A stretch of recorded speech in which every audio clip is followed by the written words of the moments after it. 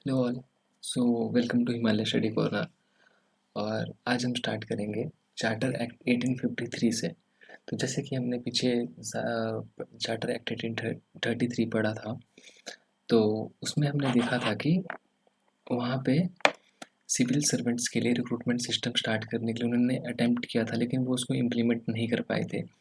तो charter act 1853 में इन्होंने क्या किया, इन्होंने उसको इंट्रोड्यूस कर दिया। और यहाँ पे अब इंडिया में सिविल सर्वेंट्स के लिए ओपन सिस्टम चल पड़ा, जिससे वो रिक्रूटमेंट किया करते थे, टेस्ट हुआ करता था, एग्ज़ाम हुआ करता था जैसे, है ना जी। और इसमें देखो, सबसे मेन चीज़ क्या हुई, जो गवर्नर जनरल की काउंसिल हुआ करती थी ना, तो इसमें हमने देखा था कि एग्जीक्यूटिव काउंसिल हुआ करती थी सिर्फ, जिसमें बस वही सारे काम किया करती थी। लेकिन इसमें एग्जीक्यूटिव काउंसिल के साथ साथ एक लेजिस्लेटिव काउंसिल भी बनी। अब जो लेजिस्लेटिव काउंसिल है, वो जितने भी लेजिस्लेचर के काम होता है, जैसे लेजिस्लेचर लेजिस्लेचर का क्या काम होता है, लॉ मेकिंग प्रोसेस करना। जो भी लॉ होता है वो लेजिस्लेचर ही बनाता है, और उसको एग्जीक्यूट कौन करता है, एग्जीक्यूटिव काउंसिल। तो यहाँ पे इनको अलग कर दिया गया। अब हुआ क्या, जो लेजिस्लेटिव काउंसिल थी उसमें टोटल 6 मेंबर्स हुआ करते थे, ठीक है जी, जो कि आपके लोकल गवर्नमेंट के थ्रू आया करते थे, अपॉइंट हुआ करते थे। और जो एग्जीक्यूटिव काउंसिल थी, तो उसमें हमने पढ़ा था कि उसमें पहले से ही मेंबर्स थे, वो जो कि जिनकी संख्या जो थी वो बाद में 5 कर दी गई थी, ठीक है जी। तो चार्टर एक्ट 1853 में यही हुआ। और यहाँ पे देखो, सबसे मेन चीज़ ये हुई थी कि यहाँ पे अब ईस्ट इंडिया कंपनी को उन्होंने बिल्कुल ख़त्म ही कर दिया था, जो कि हमने 1833 के एक्ट में भी पढ़ा था। कोई उन्होंने उनके बारे में कोई उन्होंने बात ही नहीं की थी कि हाँ, आपकी मोनोपोली जो है 20 साल के लिए बढ़ा रहे हैं या कुछ कर रहे हैं। तो ऐसा भी यहाँ पे कुछ नहीं हुआ। 1853 के एक्ट में भी कुछ नहीं किया इन्होंने यहाँ पे। अब देखो, अगला आता है क्राउन रूल, जो कि 1858 से 1947 तक चलता है। जितने भी एक्ट्स आएंगे अब वो क्राउन रूल के ऊपर आएंगे, क्योंकि अभी ईस्ट इंडिया कंपनी तो सारी ख़त्म हो गई। अब जितनी भी पावर्स थी वो सारी ब्रिटेन के पास चलेगी। अब सारा जो होगा वो वैसे ही होगा। तो इसमें सबसे पहले पढ़ेंगे हम गवर्नमेंट ऑफ इंडिया एक्ट 1858 है। अब देखो, इस एक्ट को ना good government of India act भी कहा जाता है, तो ये चीज़ भी याद रखनी है। इसमें क्या किया, जो ईस्ट इंडिया कंपनी थी उसको पूरा एबॉलिश कर दिया, और जितनी भी पावर्स थी वो सारी ट्रांसफ़र कर दी गई ब्रिटिश क्राउन के पास। जितनी भी गवर्नमेंट टेरिटरीज़ की पावर थी, जितना भी रेवेन्यू जनरेट हुआ करता था, जो भी था, वो सारी पावर अब ब्रिटिश क्राउन के पास चली गई। अब देखो इसमें हुआ क्या। तो जैसा कि हमने पहले पढ़ा था कि जो गवर्नर जनरल थे उनको गवर्नर जनरल ऑफ बंगाल जो थे उनको गवर्नर जनरल ऑफ इंडिया बना दिया गया था। अब इस एक्ट के तहत जो गवर्नर जनरल ऑफ इंडिया हुआ करते थे उनको वाइसराय कहना स्टार्ट कर दिया कि जी वो वाइसराय हैं अब इंडिया के। और वाइसराय जो हुआ करते थे वो डायरेक्ट रिप्रेजेंटेटिव थे ब्रिटिश क्राउन के, जो कि इंडिया में रहा करते थे। अब देखो, बहुत इंपॉर्टेंट है ये, जो फर्स्ट वाइसराय बने थे इंडिया के वो बने थे लॉर्ड कैनिंग। तो ये भी आपने याद रखना है। अब देखो, जैसे कि हमने पढ़ा था पिट्स एक्ट में कि वहाँ पे ना डबल गवर्नमेंट सिस्टम स्टार्ट किया था। लेकिन इसमें क्या किया, जो गवर्नमेंट ऑफ इंडिया एक्ट 1858 है, इसमें इसको एबॉलिश कर दिया गया। और यहाँ पे इसको पूरी तरह से ख़त्म कर दिया गया। जो भी board of control of court of director हुआ करते थे, इनको पूरा ख़त्म कर दिया गया। अब सारा जो था वो ऐसे ही हुआ करता था। जो भी वाइसरॉय थे आपके, वाइसरॉय के अंडर जो थे दो काउंसिल्स थी, एग्जीक्यूटिव और लेजिस्लेटिव काउंसिल, बस यही सारा काम संभाला करते थे। लेजिस्लेटिव काउंसिल जो थी वो लॉ बनाया करती थी, और जो एग्जीक्यूटिव काउंसिल थी वो उनको एग्जीक्यूट किया करती थी। और देखो, इसमें एक चीज़ और की गई, इसमें सेक्रेटरी ऑफ स्टेट करके एक नई पोस्ट बनाई, एक नया ऑफिस बनाया। जो जितना भी इंडिया का एडमिनिस्ट्रेशन का कंट्रोल था वो सारा सेक्रेटरी ऑफ स्टेट के पास होता था। मतलब जो वाइसरॉय था ना, वो जितना भी यहाँ का अपडेट होगा वो एसओएस को देगा। एसओएस मतलब सेक्रेटरी ऑफ स्टेट। और देखो, लॉर्ड स्टैनले जो बने थे हमारे, वो फर्स्ट सेक्रेटरी ऑफ स्टेट बने थे। अब सेक्रेटरी ऑफ जो स्टेट थे, लॉर्ड स्टैनले जो थे, इनके अंडर ना एक काउंसिल हुआ करती थी, और जिसमें 15 मेंबर्स हुआ करते थे, जो कि एक एडवाइजरी काउंसिल थी।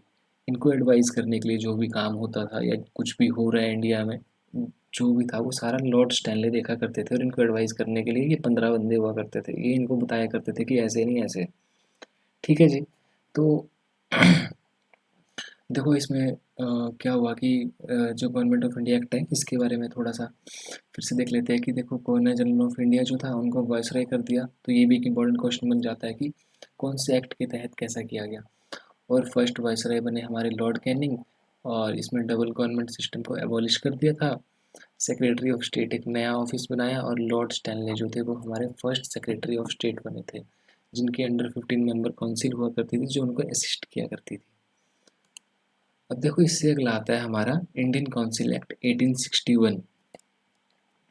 इसमें क्या किया, इसमें देखो सबसे पहली बार जो इंडियंस को लॉ मेकिंग प्रोसेस, मतलब जो देखो जैसे कि हमने पढ़ा ना वाइसराय के अंडर एक एग्जीक्यूटिव काउंसिल है और एक लेजिस्लेटिव काउंसिल है, तो लेजिस्लेटिव काउंसिल में इंडियंस को भी डालने के लिए स्टार्ट किया गया, जो कि 1861 का इंडियन काउंसिल एक्ट था उसके अंडर।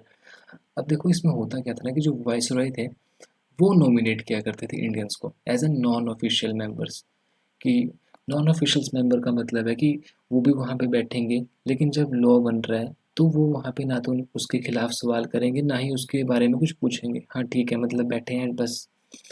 तो देखो जो फर्स्ट थ्री इंडियंस जो थे, जो तीन इंडियंस थे वो थे राजा ऑफ बनारस, महाराजा ऑफ पटियाला और सर दिनकर राव। इन तीन को सबसे पहले नॉमिनेट करके लेजिस्लेटिव काउंसिल में बिठाया गया था। ठीक है जी।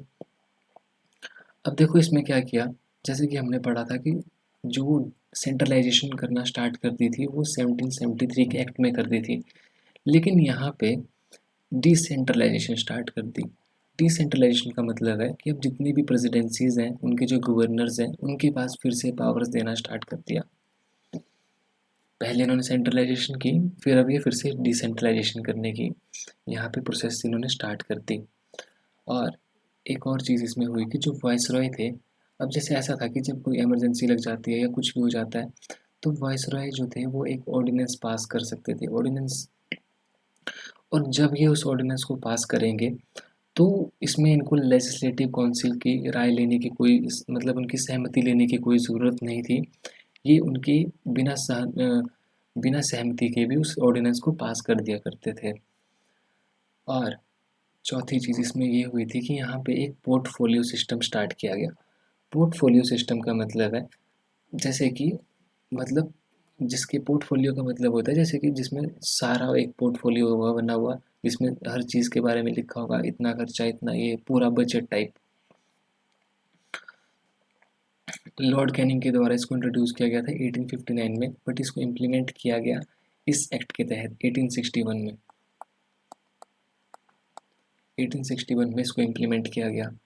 ठीक है जी। तो ये चीज़ ये क्वेश्चन बहुत बार आता है कि पोर्टफोलियो सिस्टम जो था वो कौन से एक्ट के थ्रू इंट्रोड्यूस किया इम्प्लीमेंट किया था। वो किया था इंडियन काउंसिल एक्ट 1861, और जो लॉर्ड कैनिंग थे उनके द्वारा इसको इंट्रोड्यूस किया गया था। और इसका 1859 में इसको ऐसे फॉर्मली इंट्रोड्यूस किया था, लेकिन 1861 में इसको इम्प्लीमेंट कर दिया गया था। अगला एक्ट आता है आपका इंडियन काउंसिल एक्ट ऑफ 1892। 1892 में क्या किया गया, जो वाइसरॉय की काउंसिल थी, एग्जीक्यूटिव काउंसिल और दूसरी थी लेजिस्लेटिव काउंसिल। लेजिस्लेटिव काउंसिल में जो इंडियंस थे, नॉन ऑफिशियल्स थे, उनकी संख्या को बढ़ा दिया गया, बट जो ऑफिशियल मेंबर हुआ करते थे उनकी मेजोरिटी के में भी ठीक थे, वो भी मतलब मेंटेन रखी गई मेजोरिटी। और दूसरी चीज़ इसमें क्या की गई, जो पहले क्या हुआ करता था कि एग्जीक्यूटिव काउंसिल ही सारा सामान सारा जो था वो संभाला करती थी, लेकिन इसमें क्या किया 1892 के एक्ट में जो लेजिस्लेटिव काउंसिल है उनके पास पावर दे दी जो भी बजट है उसको डिस्कस करने के लिए, कि हाँ अब लेजिस्लेटिव काउंसिल जो थी वो भी बजट को डिस्कस करेगी। आज की वीडियो में इतना ही, बाकी हम नेक्स्ट वीडियो में करेंगे। So thank you so much.